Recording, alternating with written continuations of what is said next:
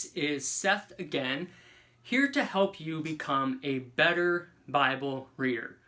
You may wonder, what is the best Bible translation I could be reading?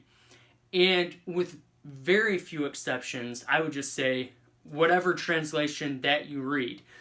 It doesn't matter how many of these videos you watch or even how many books you read about the Bible.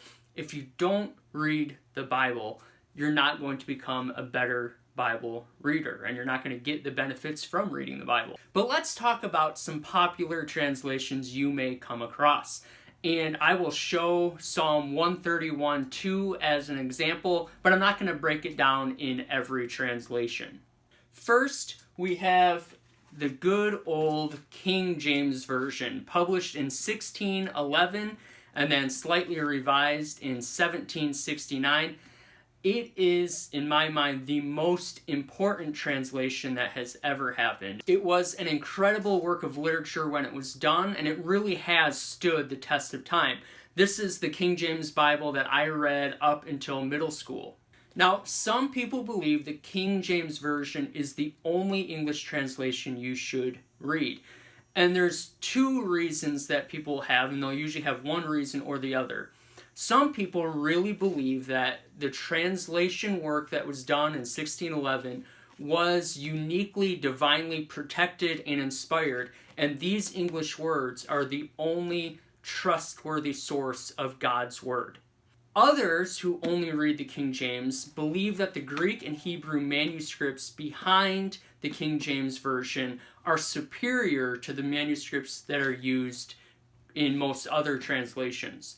I'm not going to get into those debates, but if you really believe the King James Version is the only Bible for you, the rest of this video isn't really necessary for you.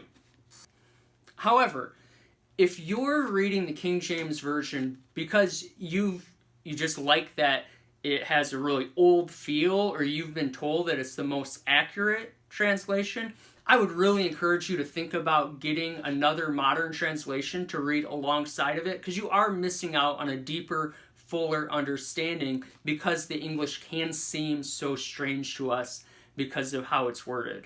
The New King James Version is primarily for people who grew up on the King James Version and are really familiar with it, but want to get past some of that older terminology. So the New King James has been modernized, but it's based on essentially the same manuscripts as the King James Version. But honestly, if you're not committed to those specific Greek and Hebrew manuscripts that were used for the KJV, I'd encourage trying another modern translation as well. Not because this is a bad translation, but the newer translations are based on what I believe are much more reliable manuscripts. The New American Standard Bible, the NASB, really closely follows the grammatical structures of the Greek and Hebrew languages, and that gives it a more literal or word-for-word feel, but it can also sometimes lead to English that's still kind of difficult to read.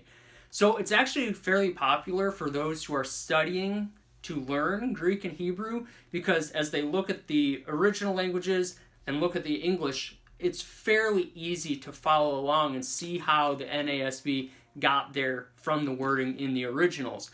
In fact, some people, if they're really familiar with their NASB, they find themselves more remembering the English when they go to do their translations than actually translating from the Greek and the Hebrew. I used this New American Standard Bible when I did my undergraduate degree in college, and definitely found it helpful when I was studying Greek. One thing about the NASB, the NASB, the New American Standard Bible, is it does sometimes have a little bit of a conservative bias in some of its translation decisions. The NRSV, the New Revised Standard Version, and here's my unrecognizable copy that I used when I was in seminary. And it follows a similar translation approach in terms of being fairly literal and consistent with the original structures that is used by the King James Version.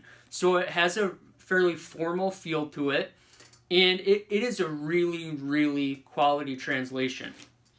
And it's not known for as much of a conservative bias as the NASB or the ESV that I'll talk about. So it's a little bit more popular ecumenically in some of the mainline churches or among less conservative biblical scholars, but it is a really quality translation.